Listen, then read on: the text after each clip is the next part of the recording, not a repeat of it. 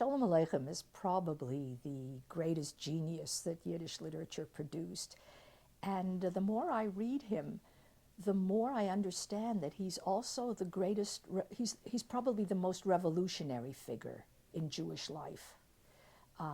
This is something which people have not credited him with, because what people always understood to be his greatness was the degree to which he drew material from the folk.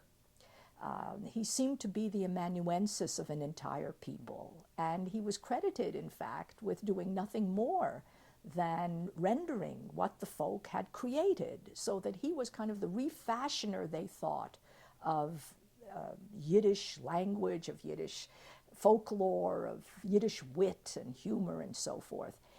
But it seems to me that no one has recast the Jewish people, has interpreted the Jewish people as definitively as Sholem Aleichem did. He actually created an image of the Jewish people, which they then internalized, and which became absolutely irresistible. And it survived even the population that it was meant to represent. And by that I mean that he created individual figures like Tevye der Milchiker, Tevye the dairyman, who became then the hero of Fiddler on the Roof, like Menachem Mendel and Shana Shendel, the husband going off into the world in this messianic, capitalist, entrepreneurial vision of taking advantage of every opportunity, the wife staying home and saying, for God's sake, cut your losses and come home. I mean, these are just kind of types that he created, but I would say that in sum, he really made the Jews into a people that deals with its problems through laughter, through comedy.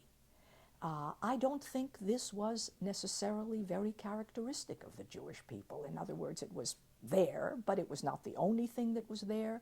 One could have represented them in many different ways. One could have represented them through anger and cursing primarily. One could have represented them through Hasidic ecstasy primarily. One could have represented them through Zionist reinitiative primarily. I mean, there were all kinds of things going on at the same time. But I think that Sholem Aleichem's vision of Jews as this laughter through fears, I would call it. It was called laughter through tears, but I think it's much more accurate to say laughter through fears is really what he gave.